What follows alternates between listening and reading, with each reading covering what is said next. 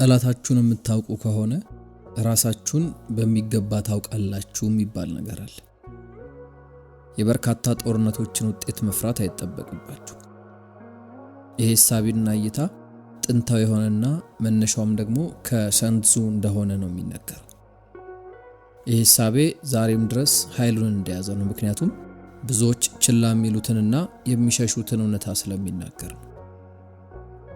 ዓለም ፍትሃዊ እንደሆነች ጉዳት እንደሌላትና መልካም እንደሆነች ማመን የሚያጽናና ነው። ሕይወት መልካም ነገሮችና ብዙ ትብብሮች ያሉበት ቦታ እንደሆነች፣ አንዱ ለአንዱ ጥሩ መሆን የሚመኝባት ስፍራ እንደሆነች ማሰብ እንፈልጋለን። ነገር ግን እውነታው ከዚህም በላይ የተወሳሰበ ነው። ጠላቶች ይኖራሉ። አንዳንዴ እነዚህ ጠላቶች የተለመዱና ቁጣ የሞላቸው ይሆናሉ። ሌላ ጊዜ ደግሞ የተሰወሩ አታላይና ከጓደኝነት ጀርባ የተደበቁ ይሆናሉ። ጠላት የምንለው ነገር እየሰራ ያለ ሲስተም፣ የፖለቲካ አብዮት፣ የቢዝነስ ተፎካካሪ፣ ተቃራኒ ቡድን ወይም ደግሞ በቀላሉ እድገታችሁን የሚቃወምና ቂም የሚይዘውንም ሰው ሊሆን ይችላል። በአንዳንድ ቅጽበቶች ላይ የማይቃወም የማይታገል ሰው መሆን ምርጫ አይደለም። መቃወምን እንድትታገሉ ትጋፋላችሁ። ታዲያ ያ ቅጽበት ሲመጣ ጥበብ ከጥንካሬ በላይ ትርጉም ያለው ነገር ይሆናል። ሰንዙ በጥንታዊ ቻይና የውትድርና ጀነራል ነበር። ከ2000 ዓመታት በፊት የጦርነት ጥበብ የሚል መጽሐፍን ጽፎ ነበር። ታዲያ ያ መጽሐፍ በጦር አውድማዎች ላይ እንደ መመሪያም ሆኖ ያገለግል ነበር። ነገር ግን በመጽሐፉ ላይ የተቀመጡ ሐሳቦች ከጦር ሜዳ ተሻግረው ወደ ብዙ ዘርፎች ገብተው ነበር። አሁን ላይ በዛ መጽሐፍ ውስጥ የተቀመጡ ሐሳቦችን መሪዎች፣ አትሌቶች፣ ስትራቴጂስቶችና ስራ ፈጣሪዎች በጥልቀት የሚያጠኗቸው ሐሳቦች ሆነዋል። ጥቃትን አጉልተው ስለሚያሳዩ እኮ አይደለም፣ ነገር ግን ግጭት የምንለው ነገር የምርም እንዴት ነው የሚሰራው የሚለውን ስለሚገልጡ። ጠላቶቻችሁን የምታሸንፉባቸው በርካታ መንገዶች አሉ። ነገር ግን ሰን ሁሉም መንገዶች እኩል አይደሉም ብሎ ያምን ነበር። አንዳንድ መንገዶች ብዙ ዋጋ የሚያስከፍሉ ናቸው። ሌሎች ደግሞ በመጠነኛ ትግል የሚገኙ ናቸው። ጥበብ የሞላው ስትራቴጂ ማለት ሁሌም ግቡን በትንሽ ኪሳራ ማሳካት መቻል። ለጠላታችሁ የምትሰጡት መሰረታዊ የሚባል ምላሽ ቀጥተኛ የሆነ ኃይል። አደጋ ወዲያው ሲመጣ ፍጥነት በጣም አስፈላጊ ነገር ይሆናል። ሰንዙ ረጅም ጦርነቶች ኢነርጂን እንደሚገድሉ፣ ሪሶርስና ሞራልን እንደሚያጠፉ አስጠንቅቋል። ግጭት በቆየ ቁጥር ሁሉም ሰው የሚሸነፍበት እድል እየሰፋ ነው የሚመጣው።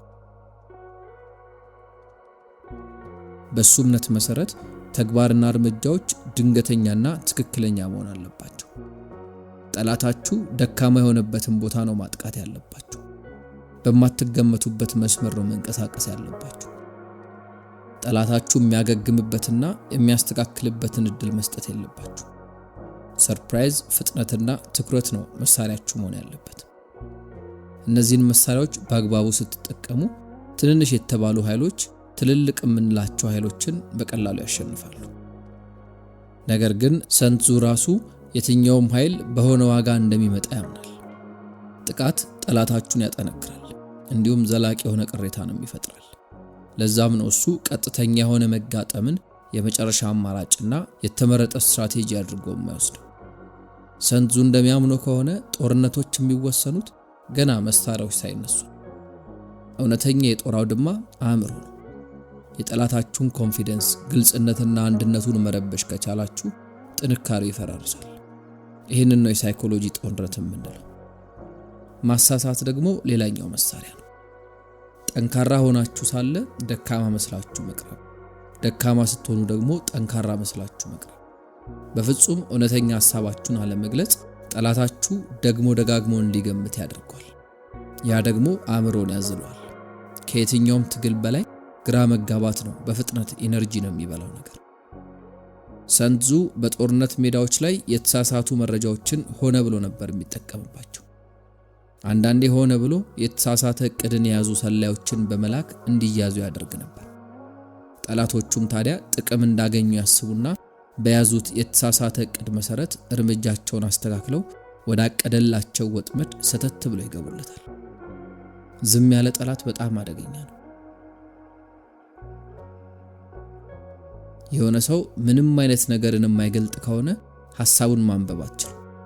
ነገር ግን ጠላታችሁን በተሳሳተ መንገድ መምራት ከቻላችሁ ሪያክት እንዲያደርግ ታስገድዱታላችሁ።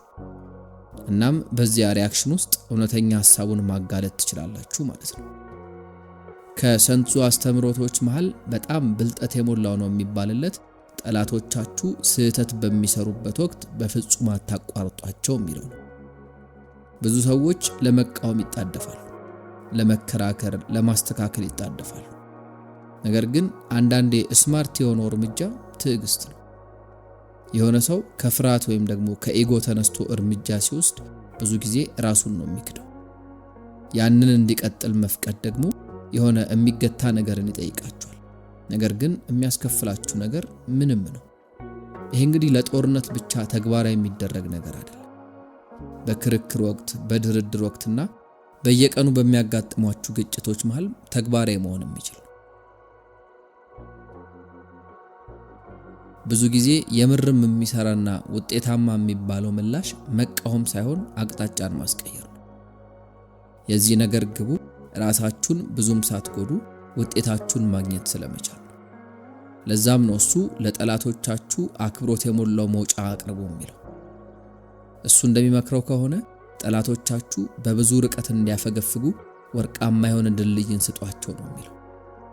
ሰዎች ጥግ እንዲይዙ እንደተደረጉ ከተሰማቸው የበለጠ ይታገላሉ፣ ይዋጋሉ። እንዳከበራቸዋቸው ሲሰማቸው ደግሞ ይተባበራሉ። ትልቅ የሚባል ክህሎት ያላቸው ተደራዳሪዎች ይህንን በሚገባ ነው የሚረዱት። ስምምነቶች የሚፈርሱት በእውነታዎች ሳይሆን በኩራቶች እንደሆነ ያውቁታል። ማዕረግ ወይም ደግሞ ክብር አስቀድሞ ከተያዘ ውሳኔ የሚሳካ ነገር እየሆነ ይመጣል። ሰንዙ የተማረኩ ጠላቶቹን በመልካምነት ነበር የሚንከባከባቸው። የቀድሞ ጠላቱ በሚገባ እንክብካቤ ይደረግለታል። ከዛ ተቀይሮ በደንብ የሚተባበረው ሰው ይሆናል። የምታሰቃዩት ጠላት ግን እስከ ወዲያኛው አደገኛ ሆኖ ነው የሚቀጥለው። መልካምነትን በጥበብ ከተጠቀማችሁበት ጠላቶቻችሁን ትጥቅ ያስፈታላችሁ። ነገር ግን ጥበብ ማለት በራሱ መቼ መዋጋት እንደሌለባችሁም ጭምር ማወቅ ነው። ሰንዙ ታይሚንግ የምንለው ነገር በጣም ትርጉም ያለው ነገር እንደሆነ ያስተምራል። ጠላቶቻችሁ የሚገኙት ወይ በመዋጋት ወይም ደግሞ በመብረር ምዕራፍ ላይ ነው። ሙሉ ለሙሉ ለመዋጋት ከተዘጋጀ ሰው ጋር መጣበቅ ብዙ ዋጋ የሚያስከፍልና እርግጠኛ መሆን የማትችሉበትም ጭምር ነው። የተሻለ የሚባለው ስትራቴጂ እንዲያፈገፍጉ መጫን። በመንቀሳቀስ ላይ ያለ ጠላት ደካማ ጠላት ነው። በወጥመድ ውስጥ እንዳለ የሚሰማው ጠላት ግን በጣም አደገኛና ግዴለሽ ነው። ለዛም ነው ሰን ሁሌም ቢሆን ማምለጫ መንገድን መተው እንዳለብን የሚመክረው። ተስፋ የቆረጠ ጠላት እስከ ሞት ድረስ ነው የሚዋጋችሁ። ነገር ግን የሆነ የመውጫ ቀዳዳን ያየ ከሆነ መትረፍን ይመርጣል። ከፍተኛ የሚባለው የድል መልክ ከስትራቴጂ ቀድሞ ሁላ ነው የሚመጣው። ያ የድል መልክ የሚመጣው በዝግጅት ማለት ነው። ሰን እንደሚያምነው ከሆነ ለግጭት ሙሉ ለሙሉ መዘጋጀት ማለት ግጭትን ለማስወገድ በጣም ምርጡ መንገድ ነው ይላል። ጥንካሬ ማጥቃትን ያዳክማል፣ ዝግጁነት ሰላምን ይፈጥራል። የምርም ጠቢብና ብልህ የሆኑ ሰዎች ግጭትን አያሳድዱ። ነገር ግን ያ ማለት ለዛ ይዘጋጁለትም ማለት አይደለም። ዝግጅት የሚጀምረው ከታማኝነት ነው። የቱ ጋር ድክመት እንዳለባችሁ ማወቅ መቻል አለባችሁ። የቱ ጋር ነው ልጠቀም የምችለው? ምንድነው ችላ ስለነበረው በሉና ጠይቁ። እነዚህ ጥያቄዎች እንግዲህ ምቾት ሊነሷችሁ ይችላል፣ ነገር ግን በጣም አስፈላጊ ጥያቄዎች ናቸው። ብዙ ሰዎች የራሳቸውን ችግር ከመጋፈጥ ይልቅ ውጫዊ የሆኑ ጠላቶቻቸውን መውቀስ ይወዳሉ። ነገር ግን ሰን አስቀድሞ የተገኘ አንድ ነገርን ተረድቶ ነበር። ከውጭ ያለ ጠላት ብዙ ጊዜ የውስጣዊ ግጭት ነጸብራቅ ነው ይላል። ውስጣዊ ድክመቶቻችሁን ችላ ስትሉ ውጫዊ ጥቃቶች መምጣት ይጀምራሉ። ዲሲፕሊን፣ ግልጽነትና ራስን ማወቅ ሲያድጉና ሲጎለብቱ ደግሞ ጠላታችሁ ኃይሉን ያጣል ማለት ነው። ለዛም ነው እኮ ራስን ማወቅ ጠላትን በማወቅ ልክ አስፈላጊና ወሳኝ የሚሆነው።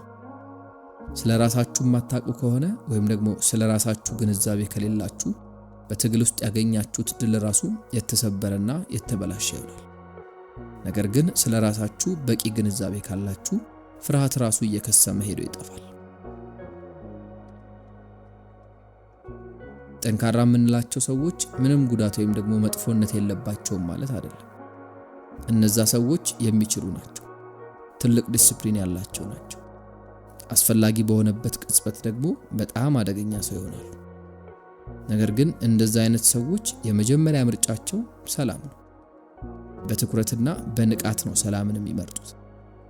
ያ ሳይሆን ሲቀርና መስመሩን ሲያልፍባቸው ነው ወደ አደገኛነቱ የሚሻገሩት።